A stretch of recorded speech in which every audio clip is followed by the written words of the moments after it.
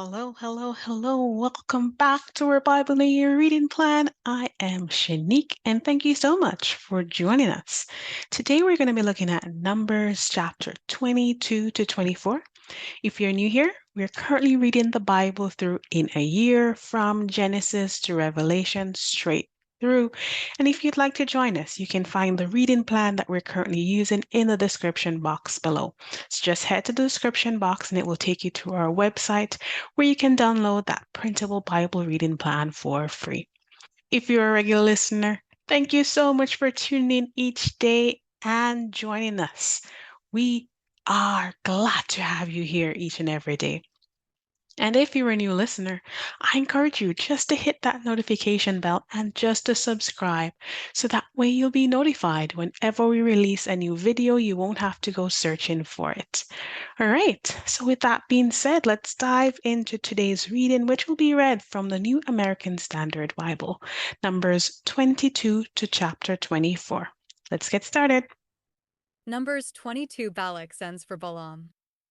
Then the sons of Israel journeyed on and camped in the plains of Moab beyond the Jordan opposite Jericho. Now Balak the son of Zippor saw all that Israel had done to the Amorites.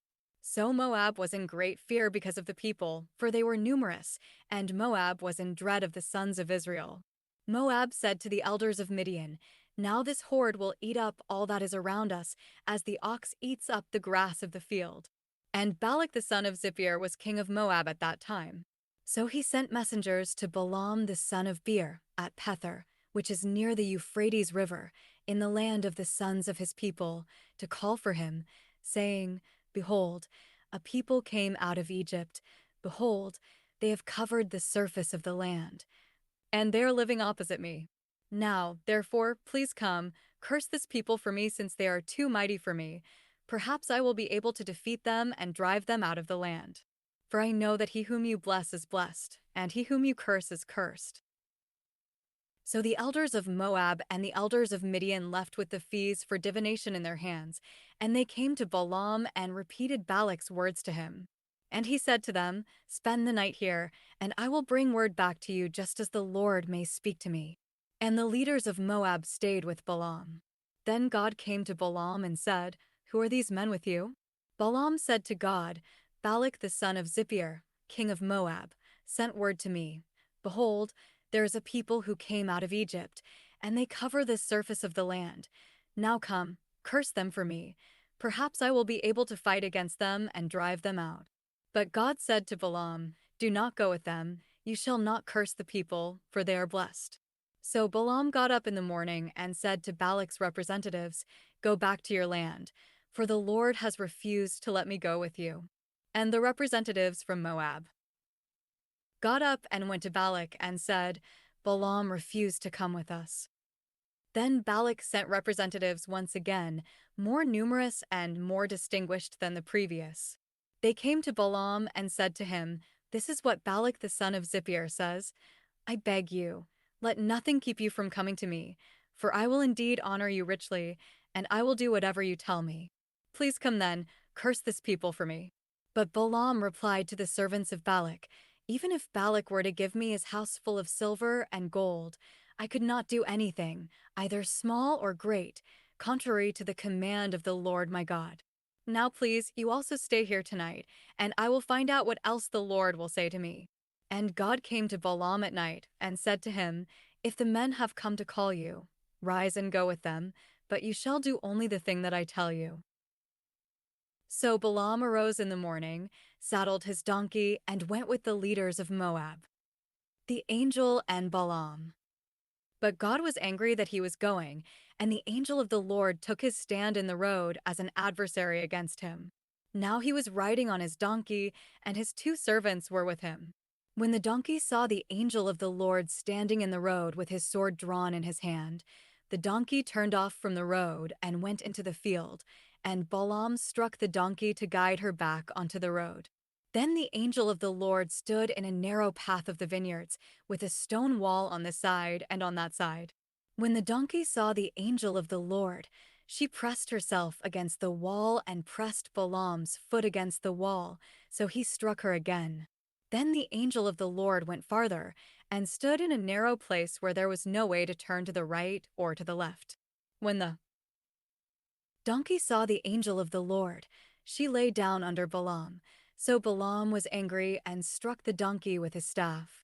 Then the Lord opened the mouth of the donkey, and she said to Balaam, "What have I done to you, that you have struck me these 3 times?" And Balaam said to the donkey, "It is because you have made a mockery of me. If only there had been a sword in my hand, for I would have killed you by now." But the donkey said to Balaam, "Am I not your donkey on which you have ridden all your life to this day? Have I ever been in the habit of doing such a thing to you?" And he said, "No." Then the Lord opened Balaam's eyes, and he saw the angel of the Lord standing in the way with his sword drawn in his hand, and he bowed all the way to the ground. Then the angel of the Lord said to him, "Why have you struck your donkey these 3 times? Behold, I have come out as an adversary, because your way was reckless and contrary to me. But the donkey saw me and turned away from me these 3 times. If she had not turned away from me, I certainly would have killed you just now, and let her live." So Balaam said to the angel of the Lord, "I have sinned, for I did not know that you were standing in the way against me. Now then, if it is displeasing to you, I will turn back." But the angel of the Lord said to Balaam, "Go with the men, but you shall speak only the word that I tell you." So Balaam went along with the representatives of Balak. When Balak heard that Balaam was coming, he went out to meet him at the city of Moab, which is on the Arnon border, at the extreme end of the border. Then Balak said to Balaam, "Did I not urgently send word to you to call for you? Why did you not come to me? Am I really unable to honor you?" So Balaam said to Balak, "Behold, I have come to you now. Am I really able to speak anything? The word that God puts in my mouth, that only shall I speak." And Balaam went with Balak, and they came to Kiriath-Huzoth. Balak sacrificed oxen and sheep, and sent some to Balaam and the leaders who were with him. Then it came about in the morning that Balak took Balaam and brought him up to the high places of Baal, and he saw from there a portion of the people. Numbers 23, the prophecies of Balaam. Then Balaam said to Balak, "Build 7 altars for me here, and prepare 7 bulls and 7 rams for me here." Balak did just as Balaam had spoken, and Balak and Balaam offered up a bull and a ram on each altar. Then Balaam said to Balak, "Stand beside your burnt offering, and I will go. Perhaps the Lord will come to meet me, and whatever he shows me I will tell you." So he went to a bare hill. Now God met with Balaam, and he said to him, "I have set up the 7 altars, and I have offered up a bull and a ram on each altar." Then the Lord put a word in Balaam's mouth and said, "Return to Balak, and this is what you shall speak." So he returned to him, and behold, he was standing beside his burnt offering, he and all the leaders of Moab. And he took up his discourse and said, "From Aram Balak has brought me, Moab's king from the mountains of the east, saying, 'Come, declare Jacob cursed for me, and come, curse Israel.' How am I to put a curse on him upon whom God has not put a curse? And how am I to curse him whom the Lord has not cursed? For I see him from the top of the rocks, and I look at him from the hills. Behold, a people that lives in isolation and does not consider itself to be among the nations. Who has counted the dust of Jacob, or the number of the 4th part of Israel? May I die the death of the upright, and may my end be like his." Then Balak said to Balaam, "What have you done to me? I took you to put a curse on my enemies, but behold, you have actually blessed them." He replied, "Must I not be careful to speak what the Lord puts in my mouth?" Then Balak said to him, "Please come with me to another place from where you may see them, although you will only see the extreme end of them and will not see all of them, and put a curse on them for me from there." So he took him to the field of Zophim, to the top of Pisgah, and he built 7 altars and offered a bull and a ram on each altar. Then he said to Balak, "Stand here beside your burnt offering, while I myself meet the Lord over there." Then the Lord met Balaam and put a word in his mouth, and said, "Return to Balak, and this is what you shall speak." So he came to him, and behold, he was standing beside his burnt offering, and the leaders of Moab with him. And Balak said to him, "What has the Lord spoken?" Then he took up his discourse and said, "Arise, Balak, and hear. Listen to me, son of Zippor. God is not a man, that he would lie, nor a son of man, that he would change his mind. Has he said, and will he not do it? Or has he spoken, and will he not make it good? Behold, I have received a command to bless. When he has blessed, I cannot revoke it. He has not looked at misfortune in Jacob, nor has he seen trouble in Israel. The Lord his God is with him, and the joyful shout of a king is among them. God brings them out of Egypt. He is for them like the horns of the wild ox. For there is no magic curse against Jacob, nor is there any divination against Israel. At the proper time it shall be said to Jacob and to Israel, what God has done. Behold, a people rises like a lioness, and like a lion it raises itself. It will not lie down until it devours the prey, and drinks the blood of those slain. Then Balak said to Balaam, do not curse them at all, nor bless them at all. But Balaam replied to Balak, did I not tell you, whatever the Lord speaks, I must do? Then Balak said to Balaam, please come, I will take you to another place. Perhaps it will be agreeable with God that you curse them for me from there. So Balak took Balaam to the top of Peor, which overlooks the desert. And Balaam said to Balak, build 7 altars for me here, and prepare 7 bulls and 7 rams for me here. Balak did just as Balaam had said, and offered up a bull and a ram on each altar. Numbers 24. The prophecy from Peor. When Balaam saw that it pleased the Lord to bless Israel, he did not go as at other times to seek omens. Rather, he turned his attention toward the wilderness. And Balaam raised his eyes and saw Israel camping tribe by tribe, and the Spirit of God came upon him.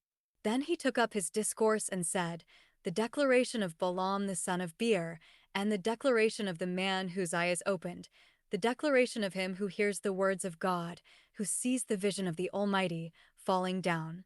Yet having his eyes uncovered, how pleasant are your tents, Jacob, your dwelling places, Israel. Like valleys that stretch out, like gardens beside a river, like aloes planted by the Lord, like cedars beside the waters. Water will flow from his buckets, and his seed will be by many waters, and his king shall be higher than Agag, and his kingdom shall be exalted. God brings him out of Egypt. He is for him like the horns of the wild ox. He will devour the nations who are his adversaries, and will crush their bones, and smash them with his arrows. He crouches, he lies down like a lion, and like a lioness, who dares to rouse him? Blessed is everyone who blesses you, and cursed is everyone who curses you. Then Balak's anger burned against Balaam, and he struck his hands together. And Balak said to Balaam, I called you to curse my enemies, but behold, you have persisted in blessing them these 3 times. So flee to your place now. I said I would honor you greatly, but behold, the Lord has held you back from honor. And Balaam said to Balak, did I not in fact tell your messengers whom you had sent to me, saying, if Balak were to give me his house full of silver and gold, I could not do anything contrary to the command of the Lord, either good or bad, of my own accord. What the Lord speaks, I will speak. So now, behold, I am going to my people. Come, and I will advise you of what this people will do to your people in the days to come. Then he took up his discourse and said, the declaration of Balaam the son of Beor, and the declaration of the man whose eye is opened, the declaration of him who hears the words of God, and knows the knowledge of the Most High, who sees the vision of the Almighty. Falling down, yet having his eyes uncovered, I see him, but not now. I look at him, but not near. A star shall appear from Jacob. A scepter shall rise from Israel, and shall smash the forehead of Moab, and overcome all the sons of Sheth. And Edom shall be a possession, Seir, its enemies, also will be a possession, while Israel performs valiantly. One from Jacob shall rule, and will eliminate the survivors from the city. And he looked at Amalek, and took up his discourse, and said, Amalek was the first of the nations, but his end shall be destruction. And he looked at the Kenite, and took up his discourse, and said, your dwelling place is enduring, and your nest is set in the cliff. Nevertheless Cain will suffer devastation. How long will Ashur keep you captive? Then he took up his discourse and said, oh, who can live unless God has ordained it? But ships shall come from the coast of Kittim, and they shall oppress Ashur and oppress Eber, so they also will come to destruction. Then Balaam arose, and he departed and returned to his place, and Balak also went on his way. All right, that was our reading for today. Let's dive into today's commentary. All right, so today's episode is sponsored by the Daily Grace Co. And they make some wonderful Bible studies. They're very pretty and they're very cute. And they're specifically geared towards women. However, they do have some male versions as well. And currently, they have a four-volume series called The Story of Redemption that provides a daily devotional style commentary that you can utilize along with our reading plan, as well as it includes daily reflection questions as well. So if that interests you, I encourage you just to head to the description box below and you can head to their website where you can learn more about it and check it out. However, through these next few days, I'll be reading a sample devotional for our commentary, just to give you guys a taste of what it is that you can experience from this four-volume series. All right, so let's get started with today's commentary, and it is from Numbers chapter 22 to 24. So in these chapters, we are introduced to Balaam, the reluctant prophet. Balak hires Balaam to curse Israel, but it will not come to pass because it is not part of God's plan. Balaam is stopped in his tracks quite literally when his donkey speaks to him and the angel of the Lord appears. Balaam prophesied 4 times, and despite Balak's request for cursing, his prophecies are full of blessing for the nation of Israel. In fact, he even prophesied of the Messiah who was to come in Numbers 24, verse 17. A speaking donkey was certainly not a normal occurrence, but God has the power to use anything to bring about His will. God used a speaking donkey, and God used Balaam despite his unwillingness. God is sovereign over all things, and He has the power to bend anything to His ways. Now, the account of Balaam reminds us of God's power and our weakness. Yet, even through the weakness of man, God shows His strength. Now, these chapters are a testament to God's faithful and steadfast love for His people. Though they often complained, God had chosen them and set them apart for a special purpose, and He brings His purposes to pass. We can be assured of the same truth that God is on our side if we are His children, and nothing will dwarf His plans. We can be confident in the truth found in Romans 8, verse 31, which says, if God is for us, no one can be against us. We can rest in His plan. All right, that was our reading for today. Thank you so much for joining us in today's podcast episode, and we look forward to for you guys join us tomorrow for our Bible in a Year reading.